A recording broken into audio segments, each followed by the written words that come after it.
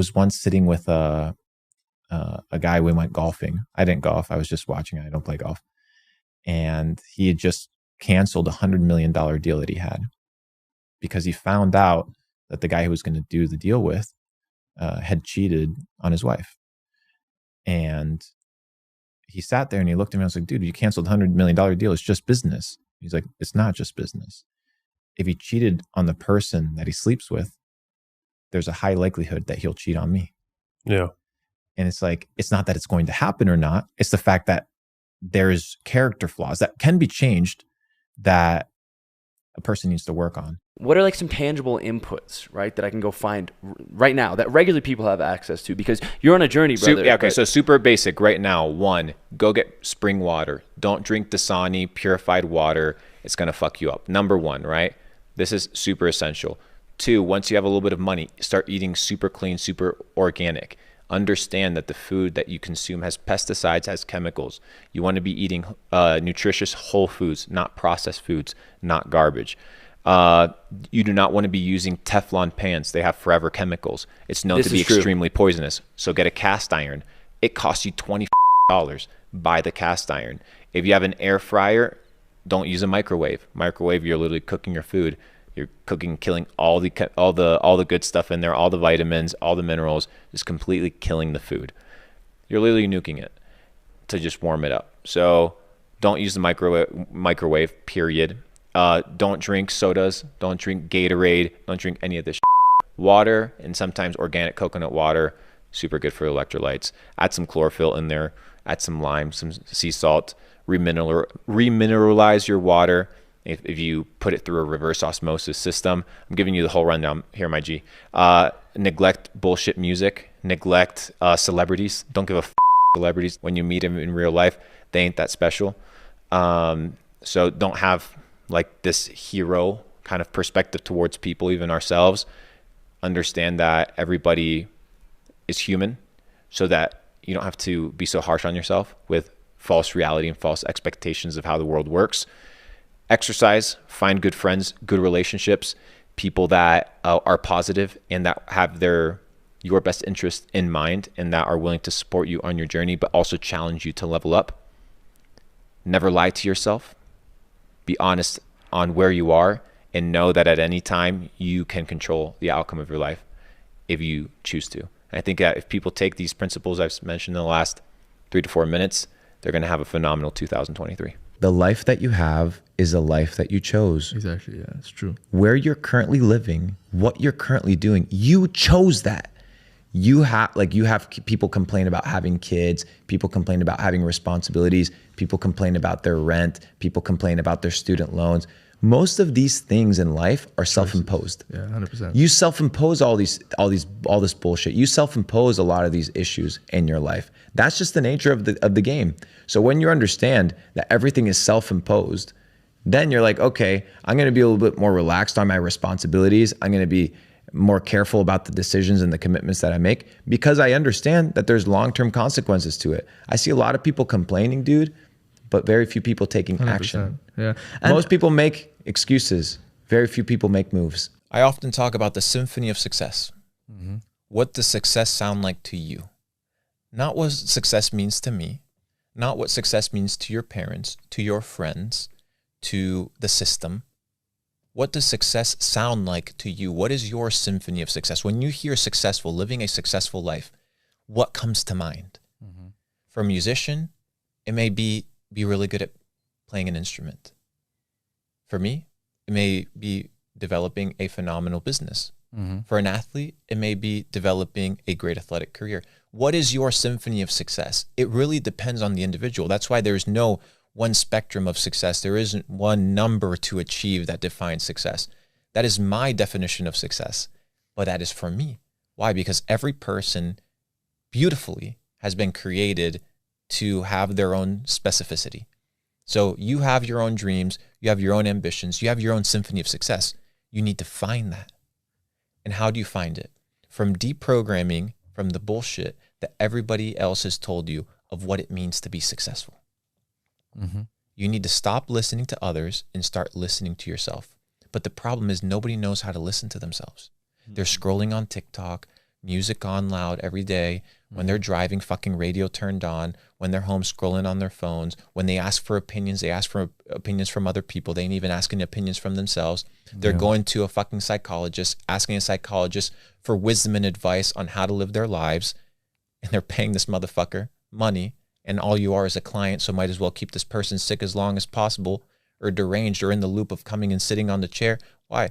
Because they're paying for the fucking mortgage. When was the last time you sat down and defined your symphony of success? What does success look like to you? To me, it's not having a ton of properties and living in a big fat box and having a ton of supercars. No, to me, it's freedom. And I found that early on. Now I just am able to experience a different level of freedom with more toys and more things, and I can bring people along that journey with me to enjoy it.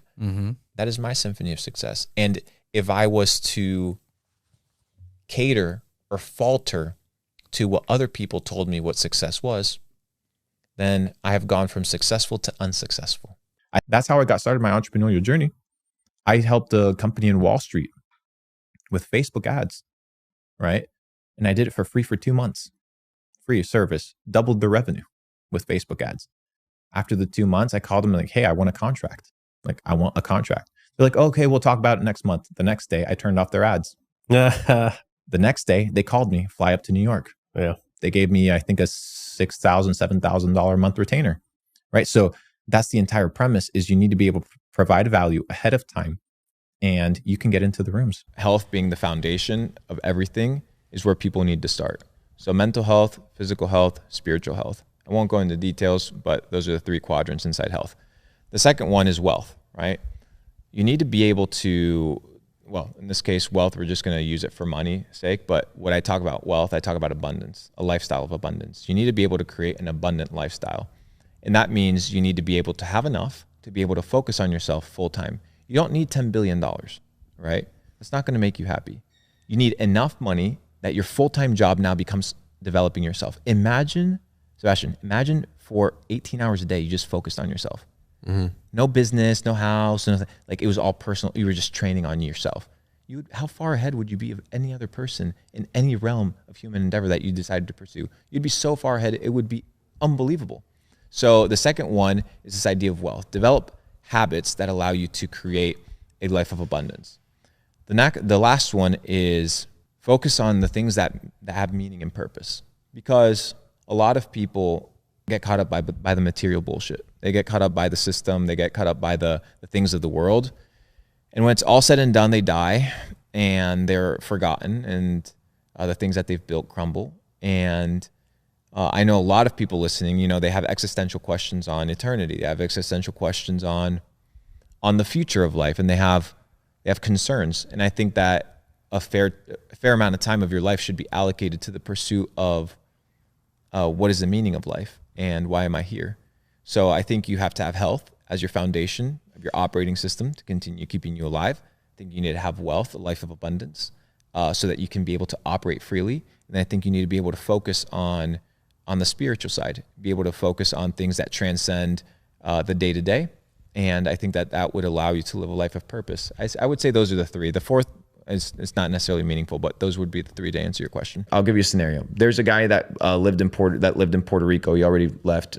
I'll call him Jay, and Jay was able to arbitrage a relationship between South Korean mask manufacturers and one of the biggest hospitals in New York City.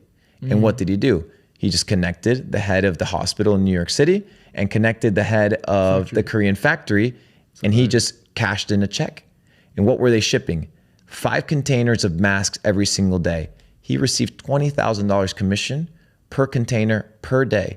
He was making $100,000 net profit a day. Doing nothing. For over a year and a half by connecting people. I'm in the business of deals. I'm in the business of how much can I receive, energy can I receive with the least amount of energy output, because I understand that a genius, your energy is capped. A genius isn't a person that does everything. A genius is a person that does the right things, the necessary things, conserving energy, playing the game right. Why? Because if you understand that everything's energy, because everything is energy, whether it's money, whether it's relationships, everything transmutes to energy. Your goal is to conserve your energy as much as possible. Have you heard the story of the silver thread? There's this tale about the silver thread. This small boy, he's about to go to school and he's not content. He doesn't want to go to school. As he goes to school, he encounters an old lady, right? And the old lady says, well, if you pull from this ball of yarn that's silver, you can pull it and time will pass. So he's like, well, I'm going to pull it because, you know, I don't want to go to summer. I don't want to be in school. I just want to go to summer. So the little boy says, okay, I'm going to take this. And the old lady says, hey, but there's a catch, right? Once you pull the thread, you can never go back. You can never go back. You can only go forward. But you can pull the thread as many times or as little times as you want. So the little boy pulls the thread, boom, summertime. He says, oh, well, this is a great thing. You know, I was able to skip the entire year of school. He's like, well, what if I skip all of the years of school? So he tugs again, boom, university. Oh, well, university's tough, you know, and maybe university isn't for me. What if I can just get straight to work? Boom. Tugs the little ball of yarn, slowly turning from silver to copper, decaying in color because it represents time. He says, you know what? I'm in the workforce, but I'm unhappy because I'm alone. Let me pull this thread eventually to be in a relationship. Pulls the thread, boom, married. Oh, what happened? I'm married? I missed my wedding day? Oh, well, it's okay. It's not a big deal. Let me just never pull this thread again. So a little time goes by. Eventually, his wife gets pregnant. The wife gets pregnant, has the baby, but then the baby begins to yell and scream. Oh, man, I have to deal with this baby. Let me pull the thread till the baby's grown up a little bit. Pulls the thread, the child grew up. Eventually, he realizes at an old age that what happened? That he wanted to fast forward all of his life, that he wasn't able to experience it. Now the story continues, but the premise is very simple. To live in the future is your inability to live in the present. And people that live in the future are often unhappy. Why? Because they want to be something that they're not. Look at the past, look at who you've become, the progress that you've made. And if you haven't made a lot of progress, just be happy at the fact that you're fucking alive. Because you have the chance to make progress. And live in the present moment, here, now, and use your time, energy, and attention, my friend, to pursue your goal.